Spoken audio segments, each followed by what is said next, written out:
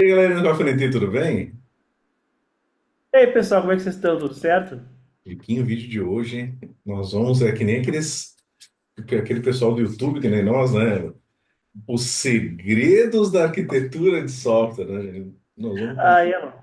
Aí é loucura. é loucura, né? Chegamos naquele momento era João Kleber que tinha, né, Vinícius? Ele tinha- Para! Aí volta daqui a pouco. Pera aí que a gente vai compartilhar com vocês. Eu não sei se compartilhou, Vinícius, ou a Hoje é teu certo? Chrome. Hoje é teu Chrome. Não consegue, né? Ali, ó. Agora foi. Agora apareceu? Pois Coisa é. linda, gente. Vamos. Então, Viquinho, nós vamos trazer aqui um documento e aí rapidamente a gente passar por ele, pessoal, de alguns segredos, né? Que a gente pode fazer de um software se tornar escalável. Acho que esse é o ponto chave de princípios fundamentais aqui, né? E os Isso aí. primeiros, assim, Vinícius, e sem muito delongas, né? Aquilo que a gente sempre fala, simplicidade, né? Todos os cursos do COF a gente traz muito desenvolvimento de questões complexas, porém, pessoal, não precisa ser o desenvolvimento de forma complexa, a gente pode deixar tornar isso simples. Então, estruturando em métodos e assim Isso. por diante. Então, que é o que fala, ter o design simples, complexidade excessiva é prejudicial e, com certeza, vai prejudicar a escalabilidade, né? E também deixar a manutenção mais difícil, né, Vinícius? Exatamente. A gente fala sobre o KISS, né, cara? O Keep It Simple, Stupid. Então, a Então, gente fala muito nos nossos cursos, explica o porquê utilizar esse ponto. E a modularidade, não precisa nem falar também, né? A gente dividir esses sistemas em componentes independentes, desacoplados, porque na hora que a gente quiser trocar, mexer, vai facilitar a nossa manutenção, né? Vai ter o desenvolvimento, vai poder ser tocado em paralelo e vai garantir também que a gente consiga aumentar a nossa escalabilidade. perfeito. A resiliência. Tinha caído meu microfone aqui. A resiliência construa o sistema para tolerar falhas parciais, ou seja, uma falha aconteceu, não vai parar a aplicação inteira. A gente vai modularizar ou vai ter uma arquitetura de serviços distribuída que somente uma parte do sistema vai falhar. Então, falhou um componente, falhou só aquele componente. Não quer dizer que toda a aplicação falhou, né? Então, isso é um Isso ponto aí. extremamente importante para a gente manter as coisas rodando, né? Isso aí, elasticidade, então, é outro ponto muito forte. A gente tem que conseguir escalar, né, dinamicamente, vertical, horizontal, os nossos recursos do nosso software, né, dependendo da demanda. Hoje em dia, com o dólar nas alturas, claro, se a gente está trabalhando na nuvem, a gente tem que conseguir fazer um saving aí do nosso dinheirinho sempre que possível. Então, final de semana baixa. Então, dia de semana aumenta. E é, nós tem que ser capaz de conseguir entender esses pontos também para nos ajudar. Perfeito. Vou aumentar em 12 aí que os velhos já estão com os olhinhos meio cansados, né? Tá forçando ali. Então, a arquitetura em microserviços, pessoal, ela é uma estratégia muito boa para isso, né? A gente pode falar até de nanoservice, mas enfim, ela é uma boa abordagem porque a gente pode fazer uma comunicação entre vários componentes, com APIs bem definidas, ou eventos de mensageria, né? Se tiver uma arquitetura baseada em eventos também, né? E um dos benefícios é o deploy independent, né? Então a gente tem essa questão de dependência de deploy, escalar seletivamente, então, pagamentos é o que está demandando mais recurso, então eu vou escalar pagamentos e assim por diante, né?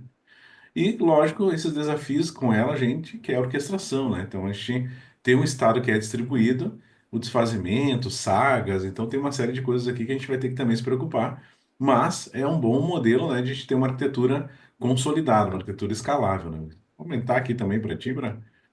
Não, tá bom não tava, mas dava para ler. Aí o uso adequado de banco de dados até nós recebemos uma dúvida, né, que essa semana de um aluno com a gente para trocar uma ideia sobre NoSQL e SQL. Então vamos começar a falar um pouquinho sobre desnormalização controlada, né? Evitar aquelas consultas complexas, distribuir para todo o sistema onde vai sobrecarregar o banco, né? Onde vai fazer com que a nossa performance fique muito complicada, que não seja possível aplicar melhorias dentro do nosso sistema para garantir um tempo de resposta melhor. No monolito nós fazia SQL, né, Vinícius? Lembra? Aham. SQL lá com...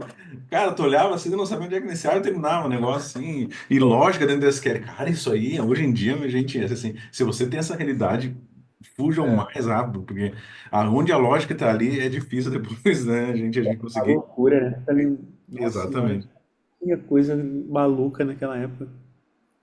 Share de hipertensionamento, então para dividir os dados em muitos servidores, conseguia controlar a carga de leitura escrita, talvez aí CQR, trabalhar um pouquinho com CQRS, dividir a nossa nosso balanço aí para onde eu vou constar, onde eu vou armazenar dados, como eu vou conseguir trabalhar em cima deles. E o banco de dados NoSQL, né? Hoje em dia existe uma vasta aí, uma vasta quantidade de bancos NoSQL disponíveis no mercado. Então, se você exige alta disponibilidade, desempenho, né? Então, quando tem grande volume de leitura escrita, dá para partir aí para um banco NoSQL.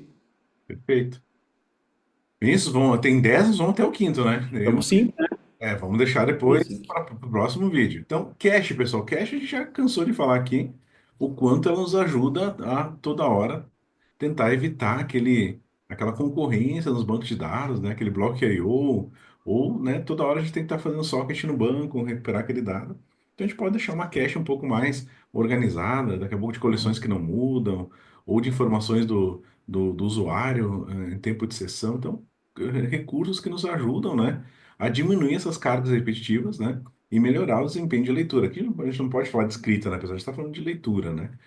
E uma cache distribuída, pessoal, a gente pode usar uma cache centralizada, como em cache redis, ou uma cache distribuída, né? Onde a gente vai, né, pegar informações, por exemplo, como eu falei do usuário, vai colocar essa consistência e uma visualização desse dado em algum lugar, e depois eles, componentes acessam aquela cache lá para uma key, para uma entrada, e retornam uma informação. Então, isso nos ajuda, pessoal, a gente não tem que estar trafegando um monte de informação pela rede, pelas chamadas de REST ou pelas chamadas também de eventos e nos ajudam a ter uma maior rapidez, né? Porque a gente não vai toda hora no banco buscar essas informações. Então, nos ajudam também a deixar as coisas um pouco mais rápidas, né? Exatamente. Aí, vamos falar um pouquinho de mensageria, né? O uso eficiente de mensageria síncrona. Então, mensagens baseadas em filas ou streams, Rabbit, Kafka, etc. Vai facilitar, né, o desacoplamento dos seus componentes. Que você defina o pace aí do seu serviço, como que ele vai operar, etc. Mas tem um importante, né, para trabalhar com Event Driven Architecture traz uma complexidade, né, traz uma série de preocupações, ele vai te gerar muitos benefícios, né, mas vai te deixar o teu sistema altamente distribuído, né, bem escalável, mas tem uma série de complexidades que você vai ter que tomar cuidado também. Aqui não, quem tiver dúvida, tem um monte de vídeos nossos aqui também no canal do YouTube que a gente fala sobre isso, pode procurar ali nos nossos aulões, mas vai valer a pena, tá? Porque fica uma bala o sistema. Perfeito. Próximo vídeo, então, a gente, para não ficar muito longo, nós vamos, então, deixa eu aumentar um pouquinho o zoom aqui também. Nós vamos, né, falar um pouquinho de otimização de APIs, monitoramento, né, e observabilidade, infraestrutura como código, né, então, uso de Ansible, Terraform, Kubernetes, né, Cloud Computing e horizontal e CI/CD, né, como improvement, né, do pipeline. Então, galerinha, não perca o próximo vídeo, né? Não perca, tem muita dica legal aí desse material. E não se esqueçam, pessoal, se inscreva, ative o sininho, as notificações e até a próxima, galerinha. Até a próxima, gente. Valeu! Valeu!